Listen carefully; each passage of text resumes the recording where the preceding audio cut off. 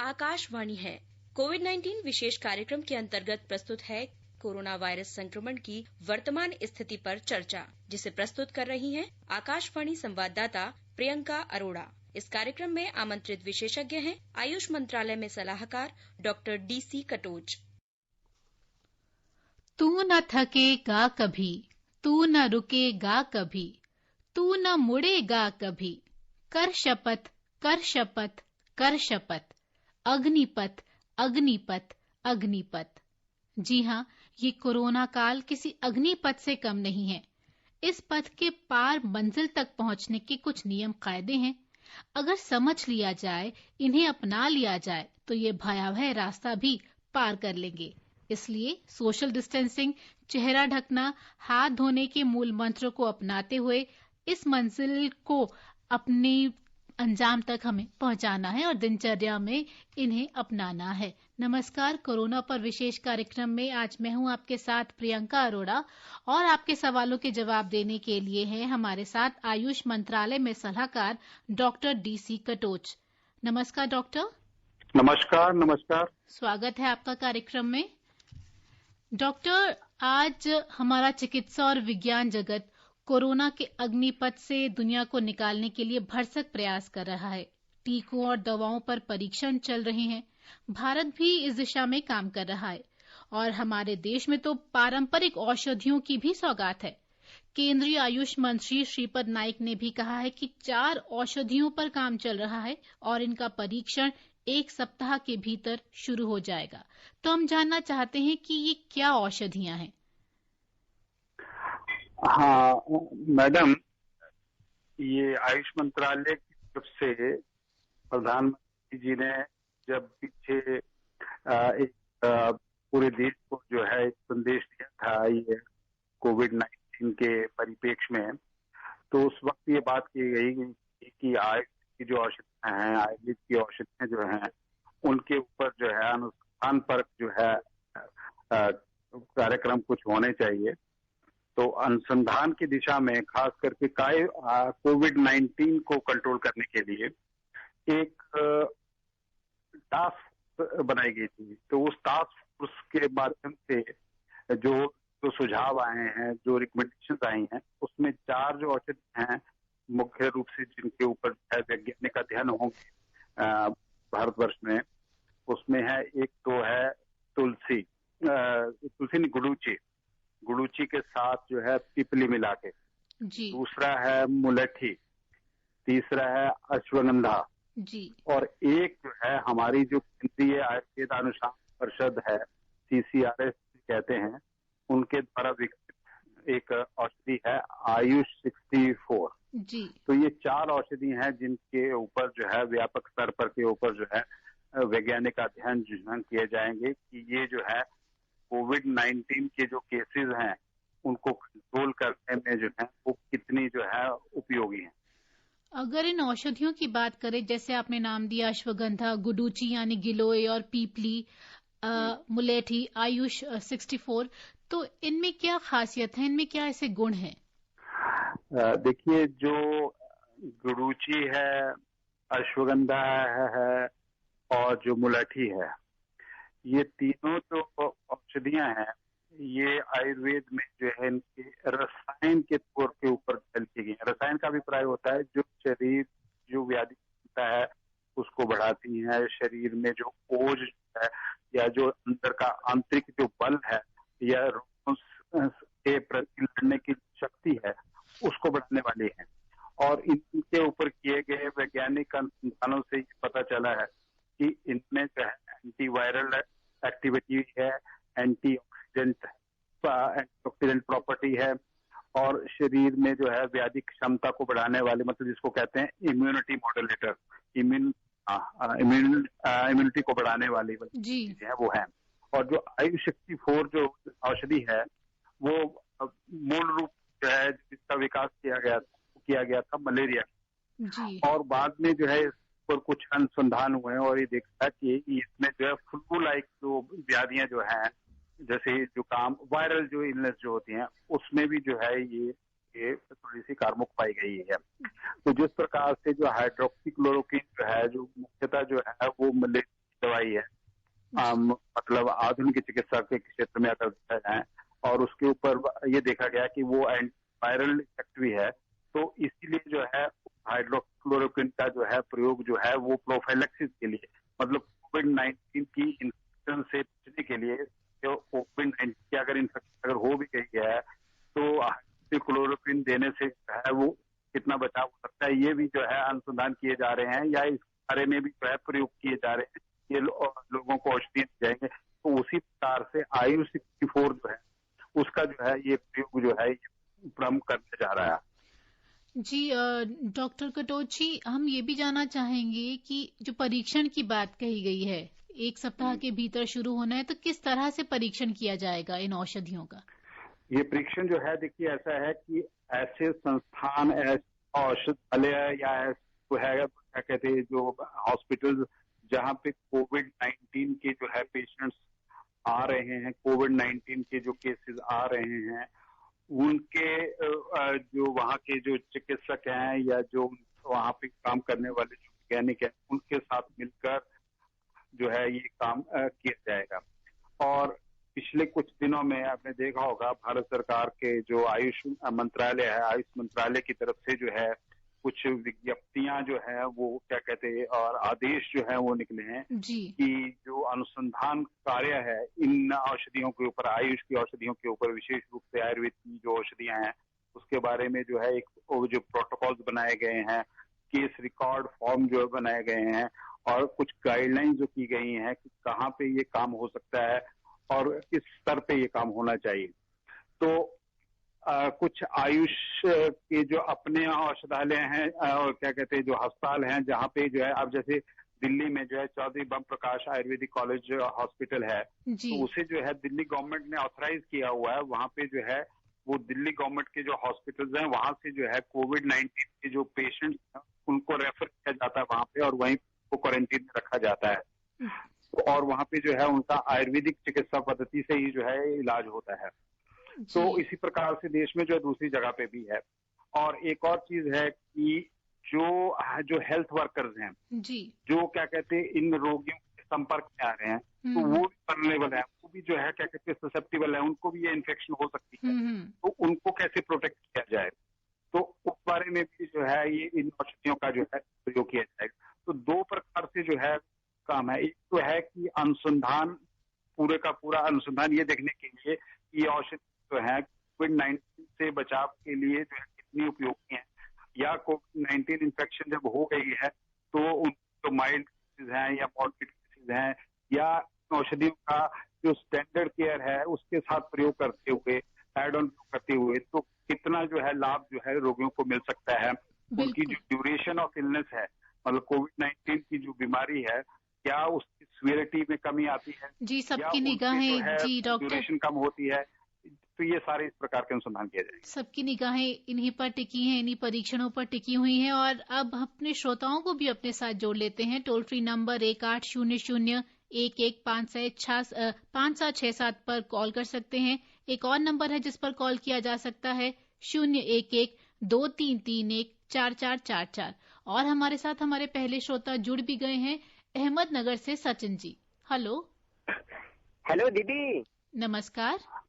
हाँ दीदी, मेरी माँ की उम्र है 85, तो उसका कोरोना है ना, उसमें कौन कौन सी देखभाल करनी चाहिए मेरी माँ की?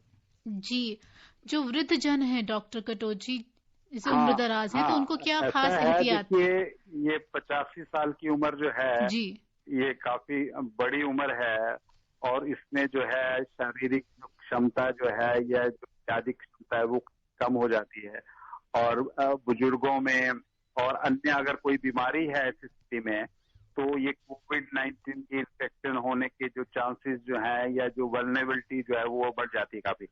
तो इसके लिए है कि जो साधारण जो उपाय जो बताए हैं भारत सरकार के स्वास्थ्य मंत्रालय की तरफ से, कि जो है सोशल डिस्टेंसिंग रखना, और जब ज्यादा इकट्ठा हो तो मास्क जो है रखना। इसके अलावा आयुष मंत्रालय की तरफ से जो है कुछ एडवाइजरी, कुछ सलाह दी गई है जनता को कि अपने आप जो है उसको कैसे सुरक्षित किया जा सकता। आपने देखा होगा कि जनवरी के अंतिम सप्ताह में एक जो है भारत के आयुष मंत्रालय की तरफ से जो है एक सलाह दी गई थी जनता को कि जैसे शमनी पट्टी, च्यवनप्राश, दूध में जो है हल्दी डाल, दिन में गर्म पानी पीना, नाक जो है तेल दाना, चाहे सरसों का तेल हो या तिल का तेल हो या आयुर्वेद का एक तेल आता है जिसका नाम है अणु तेल, वो दिन में 2-3 बार जो है वो नाक में डालें। इससे क्या होता है कि वो एक प्रोटेक्टिव लाइनिंग बन जाती है जिस बाहर से जो है इन्फेक्शन, डस्ट पार्टिकल्स वगैरह अंदर नहीं जाते हैं। और ये जो च्यवनप्राश है, शमनी बटी है, और एक काढ़ा बताया गया आयुष काढ़ा। उस आयुष काढ़े में क्या है, 4 चीजें हैं, वो घर में मिल जाती हैं। तुलसी के पत्ते हैं, दालचीनी है, काली मिर्च है और सौंठ है, सूखा अदरक। तो इसको जो है 3 ग्राम की मात्रा में लेके पौना चम्मच गर्म पानी में डाल दें और जैसे हर्बल टी पीते हैं तो वो उसको जो है वो काढ़ा बन जाएगा, वो सुबह शाम जो है उसको पिए। तो इससे क्या होता है कि अंदर की जो व्याधि क्षमता है और जो स्वास्थ्य की स्थिति है वो बनी रहती है और जो है रोगी जो है वो मनुष्य जो है वो क्या कहते हैं ऐसे रोगों से जो है बच सकता है। इम्यूनिटी बढ़ाने में मदद मिलती है। फरीदाबाद से जुड़े हैं अनवर जी। हेलो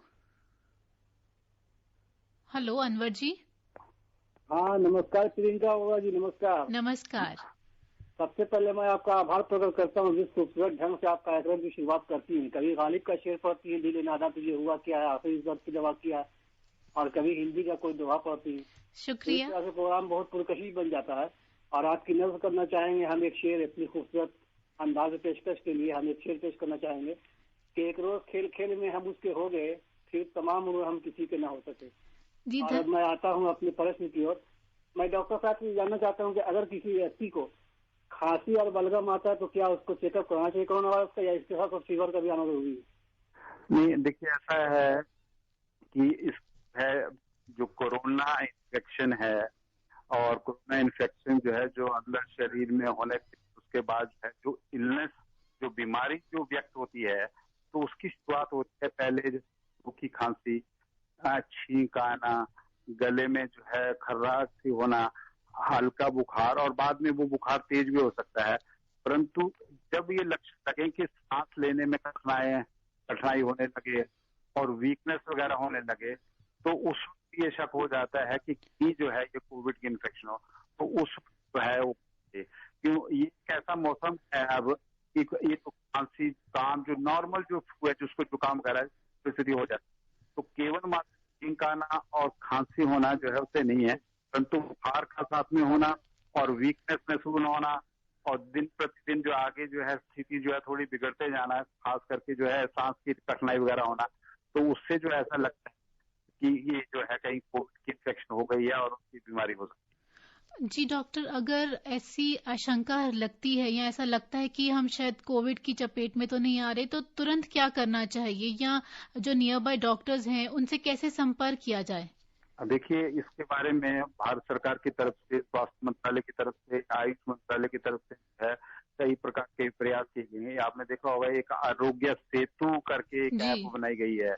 उसमें ये है कि ये अगर आप उसको खोलेंगे तो आपको ये पता चल जाएगा कि 500 मीटर के अंदर अंदर जो है कोई कोविड का कोई पेशेंट तो नहीं है, ये भी पता चल जाएगा। और आपको अपनी स्थिति जो है उसकी जो असेसमेंट कर सकते हैं।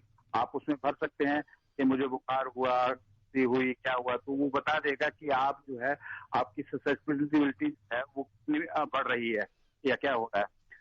पर यह है कि जब भी आप ऐसे लगे कि आप अस्वस्थ हो रहे हैं और जो है वो अपने आप जो है वो सिम्टम्स कंट्रोल नहीं हो रहे, आप घर में इलाज करते हुए, तो तुरंत जो है वो क्या कहते हैं नजदीक का जो अस्पताल है आप पे जो है सूचना करना चाहिए, वहां जाना चाहिए और चिकित्सक की सलाह लेनी। बाड़मेर से जुड़े हैं जगदीश जी। हेलो जी मैम, नमस्ते। नमस्कार। जी मैम, ये कह रहे हैं हम परमानेंट आयुर्वेदिक यूज कर रहे हैं आज से 55 से जब समझ आई बाद में, आयुर्वेदिक संबंधी अभी तक मैं कोई हॉस्पिटल नहीं गए कभी, तो इसमें वगैरह कोरोना हो सकता है क्या ऐसा लोगों को? कैसे जी, वो अपने मतलब अभी तक जो भी दवाएं ले रहे हैं वो एलोपैथी ना लेके आयुर्वेदिक पर निर्भर हैं, जितनी दवाएं लेते हैं आयुर्वेद से जुड़ी लेते हैं। आयुर्वेद की दवाइयां अगर ले रहे हैं और आप जो है अगर किसी चीज से बचे हुए हैं तो आप उनको जो है कंटिन्यू कर सकते हैं। हाँ, अगर मान लो कभी ऐसा हुआ कि ऐसे लक्षण उत्पन्न हो गए और आयुर्वेद दवाई ली और उसके बावजूद भी नहीं है, तो शक की स्थिति में जो है वो आपको निश्चित रूप से जो है क्या कहते हैं अस्पताल में जाना चाहिए और वहाँ पे जांच जो है करवानी चाहिए और जो चिकित्सक की जो सलाह है उसके अनुसार जो है अपने कदम उठाने चाहिए। जी निसंदेह डॉक्टर, हमारी औषधियों में कितनी जान है ये इस बात से भी पता चलता है कि जो सरकार है लगातार इन पर ध्यान दे रही है और आज भी हर्बल कल्टीवेशन को बढ़ावा देने के लिए 4,000 करोड़ रुपए के पैकेज की घोषणा की गई है। हाँ, ये एक आयुर्वेद या आयुष क्षेत्र के लिए बहुत बड़ी बात है, क्योंकि आयुर्वेद औषधियाँ, यूनानी औषधियाँ, होम्योपैथिक औषधियाँ और ये स्वारिपा की औषधियाँ और सिद्ध चिकित्सा की औषधियाँ, ये सब जो है प्लांट से बनती हैं। तो मेडिसिनल प्लांट्स जो है उनके जो रिसोर्सेज जो है दिन प्रतिदिन जो है कम होते जा रहे हैं। कि कल्टीवेशन के लिए जो है प्रयास करने के लिए, उस प्रोत्साहन देने के लिए कि ज्यादा से ज्यादा किसान जो है ज्यादा से ज्यादा भूमि पर प्लांट उगाएं और वो मेडिसिन प्लांट्स अगर उगाए जाएंगे तो क्या होगा, वो क्वालिटी मटेरियल मिलेगा इंडस्ट्री को दवाइयां बनाने के लिए, अच्छी गुणवत्ता वाली दवाइयां बनेंगी। अभी जो जंगलों से जो है मेडिसिन प्लांट मटेरियल को कलेक्ट करके जो दवाइयां बनाई जाती हैं, तभी ये नहीं पता चलता है कि ये दवाइयां जो मेडिसिन प्लांट से कब एकत्रित किए गए, इनको कैसे रखा गया। परंतु जब उसको उड़ा के जो है मार्केट में मंडी में बेचा जाएगा, इंडस्ट्री को जो है अच्छी वनस्पतियां मिलेंगी, अच्छी वनस्पतियां बनेगी, दवाइयां बनेंगी। बिल्कुल। अगर और जो अन्य औषधियां हैं हमारे देश में जैसे होम्योपैथी है या अन्य पद्धतियों में ऐसी फॉर्मुलेशंस भी हैं जिन्हें कोरोना से निपटने के लिए कारगर बताया जा रहा है, तो क्या इस दिशा में भी कुछ काम हो रहा है? हाँ, ये सभी चिकित्सा पद्धतियों में, चाहे वो आधुनिक चिकित्सा पद्धति है चाहे वो चिकित्सा पद्धति है, सब में जो है काम हो रहा है। आज की तारीख में कोई ऐसी औषधि नहीं हो जिसको हम ये कह सकते हैं कोविड-19 की स्थिति को ठीक करती है, कुछ करती है। अगर आधुनिक चिकित्सा में वहाँ पे सपोर्टिव थेरेपी है। अब हमारे आयुष से क्या है कि औषधियां हैं, पर वो ये नहीं हम कह सकते ये कोविड-19 के लिए है, पर उनके ऊपर जो है अनुसंधान करके जो है उनको जो है सिद्ध किया जा सकता है, उनको प्रूव किया जा सकता है कि ये काम करती हैं कि नहीं करती जी। और इसी जो है क्या कहते हैं उद्देश्य से जो है ये अनुसंधान कार्य जो है वो शुरू हुए हैं। जी, ठाणे से जुड़े हैं रंजन ठाकुर जी। हेलो। हाँ हेलो, नमस्ते मैडम। नमस्ते मैडम, मैं ब्लाइंड हूँ जी। हाँ, मेरा ये सवाल है कि मैडम कोरोना वायरस किसी पानी से हो सकता है क्या? और मेरा एक और सवाल है, प्लाज्मा थेरेपी क्या होता है? जी हाँ, देखिए रंजन जी, ये तो क्या कहते हैं कोरोना की वायरस है, इसको आपको सुना होगा आपने, ये जो है दिसंबर के एंड में या जनवरी की शुरुआत में चाइना का जो है एक वुहान जो है एक सिटी है वहाँ का, वहाँ से जो है पैदा हुआ था। वहाँ की जो एक मीट की मार्केट थी, तो ये वास्तव में ये जो वायरस जो है चमगादड़ से या सांप से जो है आया है। तो और ये है ये हवा से जो है फैलता है, हवा में जो है इसके छोटे छोटे कण इकट्ठे हो जाते हैं जिनको ड्रॉपलेट कहते हैं, कुछ भी कहते हैं, तो उसे होता है। तो डायरेक्ट पानी से नहीं है और ये हवा से फैलता है और इसीलिए जो है कहा जाता है कि जो व्यक्ति संक्रमित है पहले से ही कोरोना वायरस से जो संक्रमित है, तो कम से कम दूसरे आदमी को जो है 1.5-2 मीटर के जो है दूरी रखनी चाहिए। तो ये सोशल डिस्टेंसिंग वाला जो कंसेप्ट है वो इसी पे है, क्योंकि इसका वायरस जो है वो जब आदमी छींकता है या खांसता है तो उसकी सांस से बाहर निकलता है, तो जो संपर्क में आता है तो उसको भी जो है वो क्या है संक्रमित कर देता है। डॉक्टर, आपने कहा कि जैसे ये हवा से फैलता है, पर जैसे जनरली कहा जाता है कि ये हवा में इसके कण नहीं रहते हैं। हाँ, तो इसे क्लियर अगर करें तो है और इसकी जो लाइफ है वो अलग अलग होती है। जैसे मान लो किसी चमड़े की के ऊपर गिरा है, दूध के ऊपर गिरा है, तो उसकी जो लाइफ जो है वो अलग ज्यादा देर रहेगी, और अगर जो है सूखी जमीन के ऊपर गिरता है तो थोड़ा कम हो गई। ठीक है, तो ये अलग अलग चीजें हैं। तो इसीलिए क्या है कि जैसे अभी कहते हैं कि जैसे आपने कार का दरवाजे का हैंडल जो है पकड़ा या लिफ्ट का बटन दबाया, तो आप तुरंत जो है वो सैनिटाइजर का प्रयोग करें, ताकि वो जो सैनिटाइजर से जो है वो जीवाणु अगर आपके हाथ में आ भी गए हैं तो तुरंत जो है नष्ट हो जाए। बेसिकली जो ड्रॉपलेट्स होते हैं जी आती हैं, कुछ आती हैं, उसके बारे में भी जो यही है कि उसको धो के तुरंत जो है वो जी, और प्लाज्मा थेरेपी के बारे में भी वो जानना चाह रहे थे। प्लाज्मा थेरेपी जो है क्या है कि प्लाज्मा जो है, जो खून है, खून का एक तरलीय अंश होता है, जो लिक्विड पार्ट जो है ब्लड का। ब्लड में दो किस्म की चीजें होती है, एक होता है पानी वाला चीज जिसको प्लाज्मा कहा जाता है, और दूसरा होता है सेल्स, ब्लड सेल्स, जैसे red blood cells, white blood cells. तो प्लाज्मा जो होता है उसमें कुछ प्रोटीन्स होती हैं, वो क्या कहते हैं, मतलब इम्यूनिटी के लिए जो है वो उत्तरदायी होती हैं। तो प्लाज्मा थेरेपी का भी जो है प्रयोग जो है कहीं कहीं जो है वो किया जा रहा है, परंतु ये अभी कोई ज्यादा विकसित या ज्यादा प्रचलित जो है चिकित्सा पद्धति नहीं। जी, विशाखापट्टनम से जुड़े हैं अक्षय जी। हेलो। जी मैम, नमस्कार मैम। नमस्कार जी मैम, सर को नमस्कार मैम। जी नमस्कार सर मेरा पहला सवाल ये है कि सर हम जैसे कि हम नॉर्मल मास्क लगाते हैं इंस्टेड ऑफ M95, तो जैसे कपड़ों का मास्क लगाते हैं तो सर वहाँ सर आके बैक्टीरिया वायरस आके चिपक जाता है, तो सर वहाँ से वही नॉर्मल मास्क से हमको पूरा कंप्लीट प्रोटेक्शन मिलता है कि? और सर दूसरा सवाल है कि सर जैसे ही कहीं ऑब्जेक्ट से या कहीं बाहर की चीजों से जैसे कुछ घंटे के देर अपने आप मर जाता है, तो बॉडी के सर एक्सटर्नल पार्ट में सर जैसे कि लेग्स हो गया, शोल्डर हो गया, बैक हो गया, वहाँ सर कितना देर तक जिंदा रह सकता है? और सर उसको वायरस को जिंदा रहने के लिए उसका प्राइम सोर्स क्या क्या है सर? ये सर मैं जानना चाहता हूँ सर। Thank you. देखिए, जैसे आपने मास्क के बारे में पूछा, देखिए घर में बनाया हुआ मास्क भी जो है वो भी उतना ही कारगर है, पर ये है इसको प्रयोग करने के बाद जो है धो लेना चाहिए, धोकर आके जो है फिर इसको इस्तेमाल कर सकते हैं। एक ही मास्क जो है लगातार इस्तेमाल नहीं करना चाहिए, क्योंकि मास्क में जो क्या कहते हैं, जो जीवाणु विषाणु आके अटक गए हैं, तो उसी मास्क को अगर द्वारा अगर आप पहनेंगे तो वही जो है आप सोर्स हो जाएगा इन्फेक्शन का।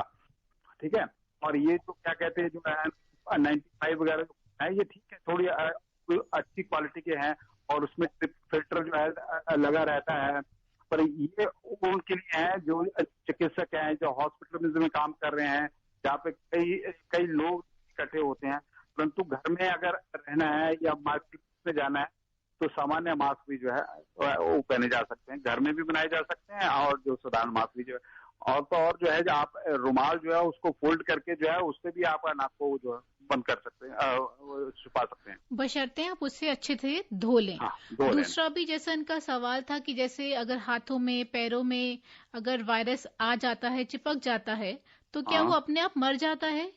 हाँ, देखिए इसका जो है लाइफ जो है कम होता है, तो इसीलिए है कि जैसे आप बाहर से आए हैं, अब जैसे हम ऑफिस से आते हैं तो हम आते ही जो है वो अपने कपड़े खोल के नहा के जो है दूसरे कपड़े पहन लेते हैं, उन्हीं कपड़ों को पुनः ना पहने। और अगर वो पहनने भी हैं तो वो कम से कम जो है 12-14 घंटे बाद जो है अगले दिन जो है धूप में रखें, वो रखें, पर ज्यादा ठीक ये रहेगा कि आप धो के ही पुनः पहने। ठीक है, और कितने समय तक रहता है? संक्रमण है वो ऐसा नहीं है कि पैर में लग गया है तो वो संक्रमण, हाँ, पर ऐसे जहाँ पैर में लगा हुआ है, अगर मान लो पैर में आपने हाथ लगाया और वो हाथ जो है फिर आपने नाक में उंगली डाल दी, तो जो है वो अंदर जा सकता है। जी, ठीक है, हाँ, तो जाएगा ये नाक के रास्ते से। वैसे इसकी लाइफ कितनी, मतलब अलग अलग जगहों पर इसकी लाइफ अलग अलग समय के लिए होती है? देखिए ऐसा है, जो संक्रमण जो है जब हो जाता है शरीर में, तो एवरेज जो है वो लगभग 3 हफ्ते है, जो कहा जाता है इंक्यूबेशन पीरियड। मतलब 3 हफ्ते के अंदर अंदर जो है ये या तो खत्म हो जाएगा या क्या कहते हैं व्याधि को उत्पन्न कर देगा।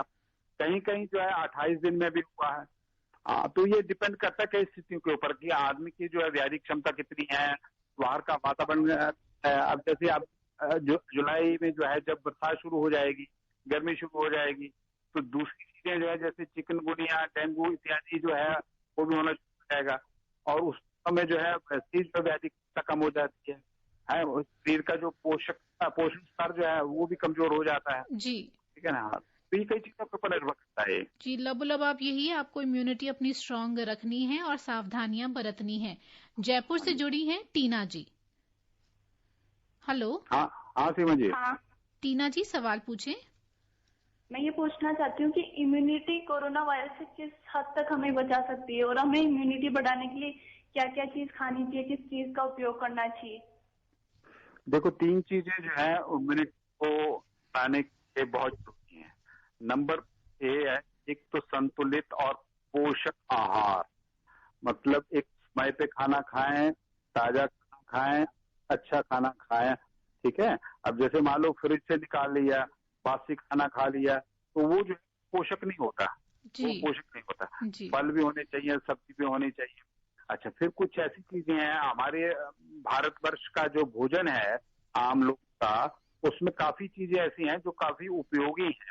जैसे हम दालचीनी है, हल्दी है, अजवाइन है, लहसुन है, ये सारी ऐसी चीजें हैं तो हम बता रहे हैं कि इनका चाहे नियमित सेवन करो, इनका चाहे काढ़ा बना के सेवन करो, चाहे अलग से जो है दूध में हल्दी डाल के सेवन करो। तो ये छोटे छोटे उपाय हैं जो हम घर पे जो है घरेलू स्तर पे जो है कर सकते हैं और उनसे बच सकते हैं। जी डॉक्टर, विश्व स्वास्थ्य संगठन के एक अधिकारी डॉक्टर माइक रियान का कहना है कि corona virus may become just another endemic virus in our communities and this virus may never go away. ये वायरस शायद कभी खत्म ना हो, और कई अन्य विशेषज्ञों का भी कहना है कि हमें इसके साथ जीना सीखना होगा। इसका क्या अर्थ है? हाँ, इसका देखिए ऐसा है कि ये भी कहा जाता है कि जब से जो है मनुष्य जीवन शुरू हुआ है इस धरातल पर, वायरस सब नहीं है जी, और ये वायरस जो है ये बड़े मौकाप्रस्त होते हैं जी। जब इनको मौका मिलता है तो ये जो है लोगों को जो है पीड़ित करते हैं, लोगों में भी पैदा करते हैं। और एक सबसे बड़ी विशेषता जो है इस बात में है कि इनका जो है स्वभाव जो है और इसकी जो नेचर है वो बड़ी जल्दी बदलती है, जिसको कहते हैं म्यूटेशन जी। तो इसीलिए क्या है, इसकी जो दवाई जब, अब जैसे ऐसा नहीं है कि एंटीवायरल दवाइयां नहीं है, परंतु वो दवाइयां जो है वो विशेष प्रकार के वायरस में, विशेष प्रकार के वायरस के स्वभाव में करती, दूसरे में नहीं करती, ये तो बदल जाता है। अब ये कोरोना वायरस 2003 में भी आया था जिसको सार्स कहा जाता है, परंतु वो ये वाला जो इसका नाम रखा है कोविड-19 इसने रखा 2019 और ये उससे भिन्न था जी। और वो दवाइयां जो है वो कोई काम नहीं करती और अभी तक भी नई दवाई बनी नहीं है। आप वैक्सीन के बारे में बात कर रहे हैं कि एक वैक्सीन जो है वो बनाई जा रही है, भारतवर्ष भी उसमें प्रयास कर रहा है। तो जब तक वैक्सीन नहीं आती है हमें तो जीना सीखना होगा इसके साथ। हाँ, और सावधानियां बरतनी है। कम्युनिटी जो है, कम्युनिटी मतलब लोग जो है, लोगों का समूह में रहना। आपको मालूम होगा कि पीछे जब है एक दिल्ली में जो घटना हुई थी कि एक जगह पे जो है वो 1200-1300 लोग जो है कुछ दिन रहे और उसी में से जो एकदम जो है कई लोगों को उसका संक्रमण हो गया और नंबर ऑफ केसेस जो है काफी बढ़ गए।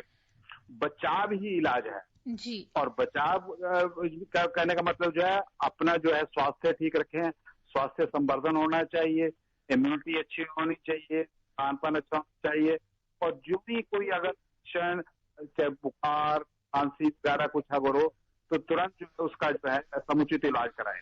जी, मध्य प्रदेश के रीवा से जुड़े हैं रामजी गर्ग। हेलो। हाँ जी गर्ग जी। जी हाँ मैडम नमस्ते और डॉक्टर साहब को भी नमस्ते। नमस्कार। जी जी सर, हमारा प्रश्न ये है कि जैसे आप लोग आरोग्य सेतु ऐप लोड करने के लिए बोलते हैं, तो जिनके पास स्मार्टफोन बड़ा वाला फोन नहीं है, कीपैड फोन है, तो वो क्या करें? उनके लिए क्या टोल फ्री नंबर वगैरह है क्या नहीं है? वो कैसी उसका सेवा ले सकते हैं?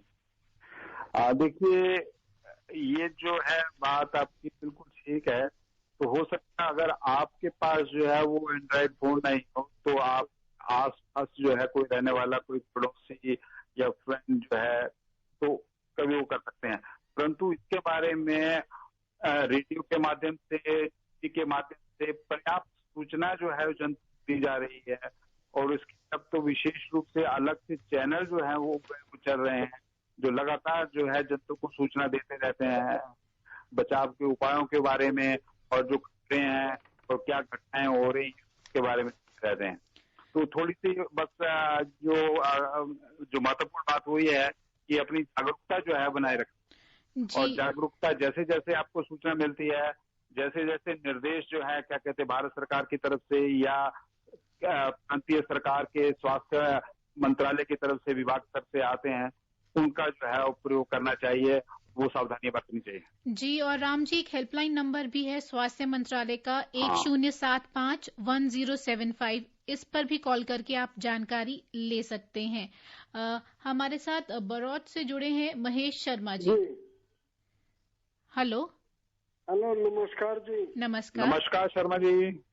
मैं शर्मा बड़ोथे जी। हाँ बोलिए बोलिए। मैं मालूम करना चाह रहा जी, लॉकडाउन में थोड़ी थोड़ी ढील दी जा रही है, अब हमें अपनी सावधानी कैसे करें? हाँ, ये जो है आपका बड़ा एक उपयोगी सवाल है। अपनी सावधानी कैसे करें? तो अपनी सावधानी कैसे करें, उसमें देखिए 3 बातें जो है बहुत महत्वपूर्ण है कि एक जो है ज्यादा लोगों के साथ मिले जुले ना, मतलब इकट्ठे रहना, एक ग्रुप में जाना, उससे बचें। अगर मार्केट भी जाना है, दुकान में भी जाना है, तो अगर वहां पे 3-4 आदमी खड़े हैं तो आप उनसे दूर खड़े रहिए और मास्क लगा के जाएं। और जैसे हमने बताया कि आयुर्वेद का जो है एक तेल है, अणु तेल या सरसों का तेल, वो नाक में जो है लगा के जाएं। और जब आपने किसी चीज को छू लिया है, चाहे वो सब्जी है, चाहे जो दरवाजे का जो है हैंडल है, या खिड़की का है, या कार का है, स्कूटर का है, तुरंत हाथ धो लें। बार बार हाथ धोना, ठीक है, नाक को जो है ढक के रखना और दूसरों से दूरी बनाए रखना, ये जो है बड़े साधारण उपाय हैं, परंतु ये है कि हमसे जो भूल हो जाती है और चूक हो जाती है और वहीं हम पकड़े जाते हैं। जी, राजौरी से जुड़े हैं विशप जी। हेलो। हेलो, नमस्कार। नमस्कार मैम, मैं विशवप्रीत सिंह बोल रहा हूँ, जिला राजौरी, जम्मू कश्मीर से। जी। मेरा ये प्रश्न है कि आज भी हम कोविड-19 का एक पॉजिटिव केस हमारे जिला राजौरी के नौशहरा से पाया गया है। तो कोरोना दिन प्रतिदिन बढ़ता जा रहा है, 82,000 तक संख्या पहुंच चुकी है। और कब तक ये समाप्त होगा, कब तक हम ये मान के चलें कि ये महामारी समाप्त हो सकती है? जी, लोगों में बस यही जिज्ञासा है डॉक्टर कि कब ये इससे मुक्ति मिलेगी। ये तो आपने क्या कहते हैं ब्रह्म प्रश्न कर दिया है। इसका जो है ब्रह्मा भी शायद जो है जवाब नहीं दे पाएंगे। देखिए, ऐसा है कि जब हम महामारी कहते हैं, महामारी का मतलब होता है कि जब जो है 50% से ज्यादा जनसंख्या जो है उससे पीड़ित हो जाए, उसी को महामारी कहा जाता। आपने सुना होगा पहले जो है प्लेग की महामारी फैली थी, हैजा की महामारी फैली थी, आज से जो है 40 साल या 50 साल पहले ऐसा होता रहता था। तो ये महामारियां जो है आती रहती हैं, पर अब ये इस बात के ऊपर निर्भर करता है कि वो महामारी का जो जीवाणु है वो कितना सशक्त है। ठीक है जी। पर एक बात बड़ी इंपॉर्टेंट है, आयुर्वेद में लिखा हुआ है कि ये जो महामारी, इसको कहा जाता है जनपद उद्भंस। जनपद का मतलब लोगों के समूह जो है, क्या कहते हैं, वो जो है ग्रसित हो जाते हैं, मतलब पीड़ित होते हैं, ग्रसित हो जाते हैं। तो इसमें तो यही है कि अपना स्वास्थ्य जो है ठीक रखना। आजकल क्या है कि लोगों का स्वास्थ्य ठीक नहीं है, इम्यूनिटी जो है कमजोर है। तो उससे क्या है कि सीधी सी बात है, जीवाणु अगर स्ट्रांग होगा तो वो जो है जीत जाएगा, वो बीमारी पैदा कर देगा। अगर आपका अंदर का वातावरण ठीक है तो जीवाणु हार जाएगा, वो अंदर घुसने पे भी कुछ नहीं कर पाएगा। बिल्कुल सही कहा डॉक्टर कटोच। और अब समय अनुमति नहीं दे रहा, हम कार्यक्रम को बढ़ाएं। और अंत में यही कहना चाहेंगे कि आज अंतर्राष्ट्रीय परिवार दिवस है। अगर सब अपने अपने परिवार को सुरक्षित रखने का संकल्प लें, दिशा निर्देशों को माने, तो पूरी सृष्टि को कोरोना से बचाया जा सकता है। डॉक्टर कटोच, हमारे साथ जुड़ने के लिए बहुत धन्यवाद। अपने सभी श्रोताओं का भी आभार व्यक्त करते हैं जिन्होंने कार्यक्रम में हिस्सा लिया। इसी के साथ प्रियंका अरोड़ा को दीजिए अनुमति, कल फिर उपस्थित होंगे। नमस्कार। कोविड-19 विशेष कार्यक्रम के अंतर्गत अभी आप सुन रहे थे कोरोना वायरस संक्रमण की वर्तमान स्थिति पर चर्चा, जिसे प्रस्तुत कर रही थी आकाशवाणी संवाददाता प्रियंका अरोड़ा। इस कार्यक्रम में आमंत्रित विशेषज्ञ थे आयुष मंत्रालय में सलाहकार डॉक्टर DC कटोच। ये कार्यक्रम आकाशवाणी के समाचार सेवा प्रभाग द्वारा प्रस्तुत किया गया। इसे आप हमारे mobile app news on AIR पर भी सुन सकते हैं। इस कार्यक्रम के संबंध में अपनी प्रतिक्रिया आप हमें ईमेल कर सकते हैं। पता है airnsdtalks@gmail.com। ये कार्यक्रम फिर से सुनने के लिए लॉग ऑन करें हमारी वेबसाइट newsonair.com।